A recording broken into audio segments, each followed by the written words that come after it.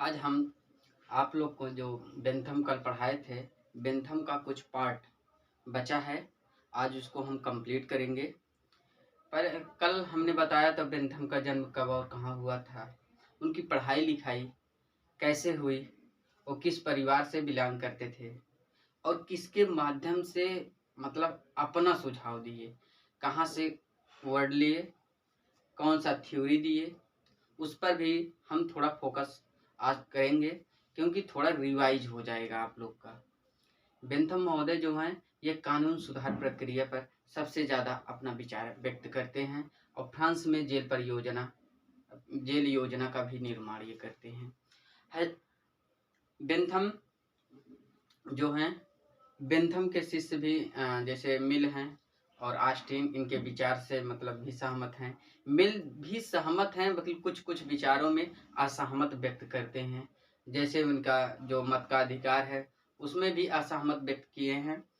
तो हम उपयोगितावाद कल को पढ़ा दिए थे आप लोग को। उपयोगितावाद जो होता है उसका दूसरा नाम होता है परिणामवाद।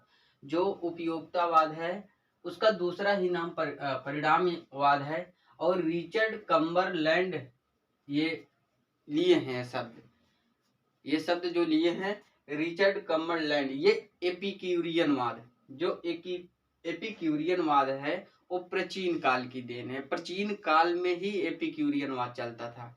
अब बताइए, अब ये इनका जन्म होता है 1748 में। जब 1748 में हुआ और ये प्राचीन एपिक्यूरियन जो प्राचीन काल में है। अब वहां से उनकी किताब को पढ़े, जब उनकी किताब को पढ़े तब उनसे कुछ सीखे, उस किताब से लिए। उस किताब में उपयोगितावाद जो शब्द था वो उपयोगितावाद शब्द को ग्रहण कर लिए। जब उपयोगितावाद शब्द को ग्रहण कर लिए उसमें सुख और दुख, जो सुख और दुख दो मूल मंत्र ये बताए थे व्यक्ति के लिए। हर व्यक्ति को दो ही चीज पे ध्यान देना चाहिए, एक सुख देना चाहिए, एक दुख। दुख और सुख हमें कितना मिल रहा है, किस मात्रा में मिल रहा है। जो जैसे अधिक अधिक व्यक्तियों के लिए अधिकतम सुख, इन्होंने एक थ्योरी दिया, अधिकतम व्यक्तियों के लिए अधिकतम सुख। ये जो वाक्य लिए हैं ये हचिसन महोदय से लिए। हचिसन महोदय से जब ये वर्ड लेते हैं, अधिकतम व्यक्तियों के अधिकतम सुख। और जो सुख और दुख ये दो शब्द है, सुख और दुख, ये प्रिस्टिले महोदय से लिए हैं। और सुख मापी यंत्र का भी ये बेंथम महोदय सुख मापी यंत्र फेलोसेफिक कैलकुलेशन के माध्यम से सुख को गणना करते हैं। सुख को गणना करने के लिए हमने कल आपको बताया था कैसे ये गणना किए। तो इसमें सुख और दुख प्रत्येक व्यक्ति को हर जो कोई भी कार्य करता है, चाहे पढ़ाई लिखाई हो, चाहे खेल हो, चाहे कविता पाठ रचना करो, चाहे पढ़ो, चाहे खेलो कूदो, कबड्डी क्रिकेट खो खो कोई भी कार्य करो, चाहे आप खेती में वर्क कीजिए, कुछ भी कार्य कीजिए, उसमें सुख की मात्रा को देखा जाए। अगर सुख उसमें आपको मिल रहा है तो वो कार्य आप कीजिए, अगर सुख नहीं मिल रहा है तो वो कार्य आप ना कीजिए। क्योंकि व्यक्ति जो चाहता है वो सुख चाहता है और दुख को दूर करना चाहता है, दुख से विरत चाहता है। इसलिए हर व्यक्ति को सुख को ध्यान में रखकर ही कार्य को करना चाहिए। बेंथम हमेशा जो सुख, ये सुख का बताए हैं बेंथम महोदय हमेशा सुख में मात्रा देखते हैं, हमें कितना मात्रा मिल रहा है सुख में, ये मात्रात्मक पर आधारित है। और वहीं इनके शिष्य जो मिल हैं, इनके शिष्य मिल हमेशा गुण देखते हैं, हमें कितना गुण मिल रहा है, वो मात्रा देखते नहीं है। क्योंकि हमें कुछ भी गुणात्मक प्रक्रिया से देखना चाहिए, इनके शिष्य कहते हैं। जबकि बेंथम महोदय कहते हैं हमें मात्रा के आधार पर देखना चाहिए। और जब बेंथम महोदय ने अपना सुधार योजना दिए थे उसमें दंड का भी प्रावधान किए थे। प्रत्येक व्यक्ति को जो कोई जैसे गलत कार्य करता है, गलत कार्य में अगर लिप्त रहता है तो उसको दंड भी दिया जाना चाहिए। ऐसा दंड नहीं, मतलब ऐसा दंड आप दे दीजिए जो कार्य जितना किया है उसका 2-3 गुना हो जाए। ऐसा नहीं। बेंथम महोदय कहते हैं व्यक्ति को दंड उतना ही मिलना चाहिए जितना वो व्यक्ति गलत कार्य किया है, एकदम मात्रा के बराबर उनको दंड दिया जाना चाहिए। जैसे एक बार छोटा मोटा अपराध किया है, उसको सुधारने के लिए मौका दीजिए, मगर थोड़ा सा दीजिए, ताकि एक बार वो अपने विचार में परिवर्तन कर ले, वो सुधर जाए। सुधारवादी के नजर से ये बोलते हैं। और दंड पर विचार जब ये मात्रा के आधार पर दिए, एक पैन ऑप्टिकल है। ये पैन ऑप्टिकल मतलब पैन मतलब होता है जेल, पैन का अर्थ होता है जेल, ऑप्टिकल का मतलब होता है निगरानी करने वाला अर्थात निगरानी करता।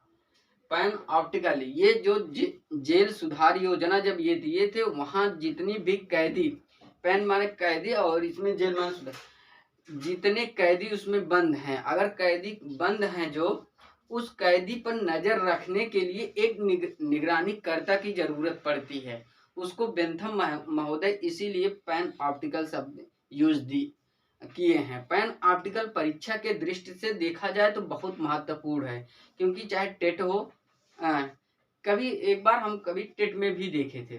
टीजीटी के लिए चुनिंदा क्वेश्चन है, टीजीटी, पीजीटी, यूजीसी और नेट के लिए ये पैन ऑप्टिकल लगभग आता है। कोई ऐसा मतलब वर्ष नहीं है जिस वर्ष में ये यूजीसी में न टपका हो। पैन ऑप्टिकल हमेशा आता है। उसमें कभी कभी कोड के माध्यम से दे देते हैं, कभी कभी डायरेक्ट दे देते हैं। कभी कहते हैं पैन ऑप्टिकल शब्द किसने यूज किया, ये किस लिए है, ऐसा क्वेश्चन करके पुटअप होता है। और बेंथम महोदय संप्रभुता पर भी विचार देते हैं। उनकी जो संप्रभुता है, जैसे हाब्स ने भी अपनी संप्रभुता पर विचार दिए थे, हाब्स के जैसा ही बेंथम महोदय भी अपनी संप्रभुता पर विचार देते हैं। कहते हैं यह असीम है, अदेय है, अविभाज्य है। इनकी संप्रभुता जो है असीम, अदेय, अविभाज्य व अहस्तांतरणीय है। मतलब संप्रभुता का अर्थ यही होता है, अगर किसी व्यक्ति को संप्रभुता प्रदान कर दी जाती है संगठन या समाज के माध्यम से, तो उस व्यक्ति में इतनी मतलब शक्ति हो जाती है, वो अपने शक्ति के अनुसार, अपनी इच्छा के अनुसार कार्य करता है। जैसे पहले राजा थे, अगर राजा के अंदर संप्रभुता है तो राजा संप्रभुता के माध्यम से ही, संप्रभुता के माध्यम से ही जनता पर शासन करता है। जब जनता पर शासन करता है और संप्रभुता के माध्यम से ही, चाहे आंतरिक हो चाहे वाह शक्तियां हो चाहे आंतरिक शक्तियां हो, उसी के माध्यम से वो अपना जो होता है शासन करेगा। जैसे अगर अंतरराष्ट्रीय लेवल पर कोई युद्ध चल रहा है तो संप्रभुता के माध्यम से वो अपने प्रजा को आदेश देगा। अगर ये तो राष्ट्रपति या प्रधानमंत्री हैं तो वो भी अपने संप्रभुता के माध्यम से अपने मंत्रिमंडल जो उनका रहेगा, मंत्रिमंडल में उसका विचार करेंगे, विमर्श करेंगे, और तो वहाँ कानूनी संप्रभुता के माध्यम से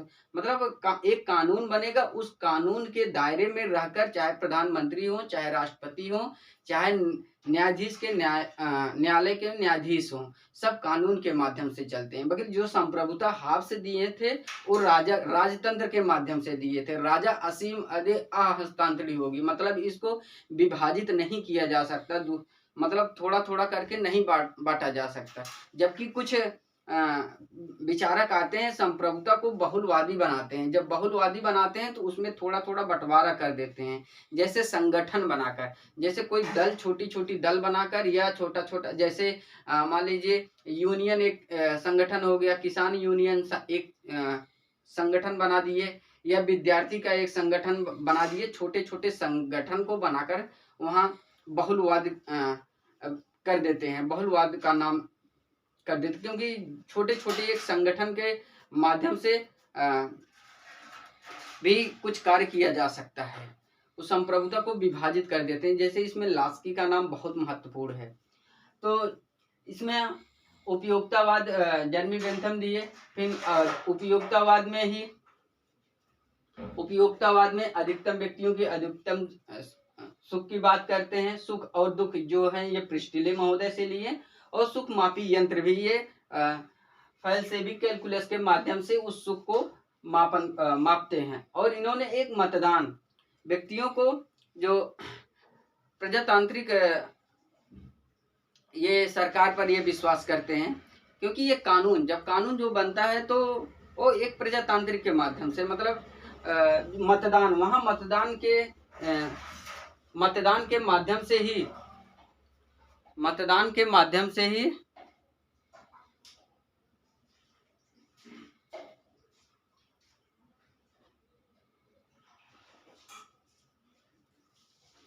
मतदान के माध्यम से ही वहाँ का जो शासक करेगा।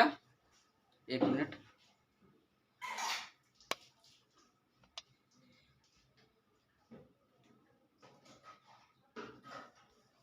चलिए ठीक है, लाख हो गया।